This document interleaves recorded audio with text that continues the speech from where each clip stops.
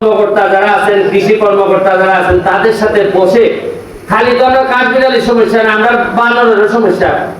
বানরের সংখ্যা বাইরে এমন বাড়ছে, এখন এরা খানি নাই, এরা আইতেছে মানুষের বাড়ি দ্বারা। বানর তো নর্মালি আমরা পছন্দ করি, এখন সংখ্যা এমন ভাবে বাড়ছে, বানর নিয়ন্ত্রণ করার লাগতেছে। মানে আমরা তো খালি বাগানের বানর বাড়ছে যে তারও এলাকার বান্ধব তো বেরিয়েছি। এটা এই বান্দর না, কিন্তু এই বান্দর না, আমি কোন বান্দর বুঝাইতেছি। এই দুটোই ফাইট করার লাগতেছে আমরা, এবং আমি যতদিন আছি আমি ফাইট করে দেব। খাটল খাইলে কষ্ট হয়, আর আমার বরাদ্দ খাইলেও আমার কষ্ট হয়। খাটল আমি খাওয়াইবো, তবে অল্প আমি খাওয়াইবো, তুমি আমারটা তুমি জরুরি রাখাইতে চাই না। যাই হোক, আজকের এই বৃক্ষরোপণ অভিযান এবং বৃক্ষ মেলা, আপনারা জানেন কিনা যে মাননীয় প্রধানমন্ত্রী জননেত্রী শেখ হাসিনা ক্ষমতায় আসার পর প্রথম যে সবচেয়ে ভদ্রলোক, সবচেয়ে যোগ্যতা সম্পন্ন যে লোকটাকে উনি নেতৃত্ব দিয়েছেন এই পরিবেশের, উনি হচ্ছেন গিয়ে পরিবেশ, মাননীয় পরিবেশ মন্ত্রী সাবের হোসেন চৌধুরীকে। আমার দেখা মতে সংসদে সবচেয়ে কোয়ালিফাইড, সবচেয়ে ভদ্রলোক কোন লোক যদি থাকে এই সাবের হোসেন চৌধুরী। উনি আমাদের নিজে বলছেন যে তুমি যে গাছ লাগাইতেছো, আম গাছ, এই প্রজেক্টটা তুমি আমার দাও।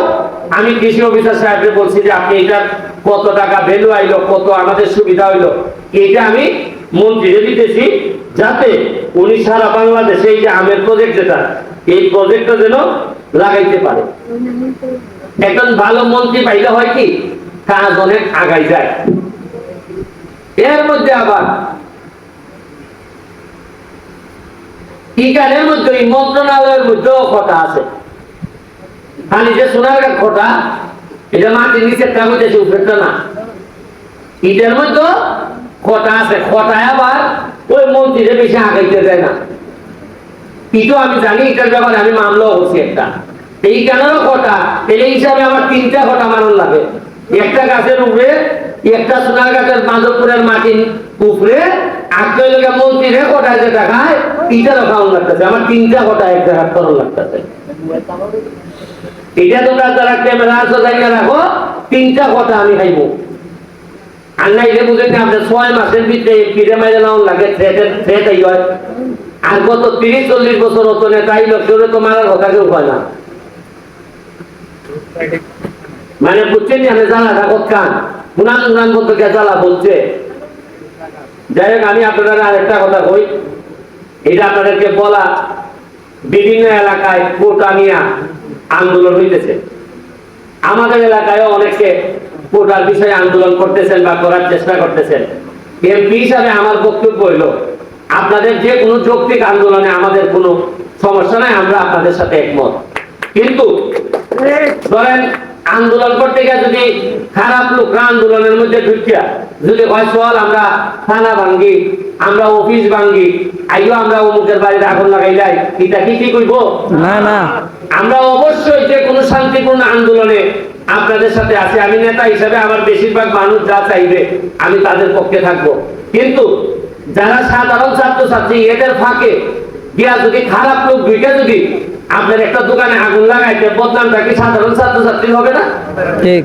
আমি সবাইকে ধৈর্য ধরার, আগামী রবিবারে সুপ্রিম কোর্টে একটা সিদ্ধান্ত হবে। সিদ্ধান্ত হয়ে গেলে এই কোটার জন্য যারা যা চাচ্ছেন, যে আন্দোলন করতেছেন, এটা যদি পাইলেন সুপ্রিম কোর্টে, তাহলে কি আর আমাদের দরকার আছে আর কিছু করার? এর মধ্যে কিছু লোক দেখেন কালকে বিভিন্ন জায়গায় আগুন লাগাইছে, মেট্রো রেলে আগুন লাগাই দিছে, এই বিটিভিতে আগুন লাগাই দিছে।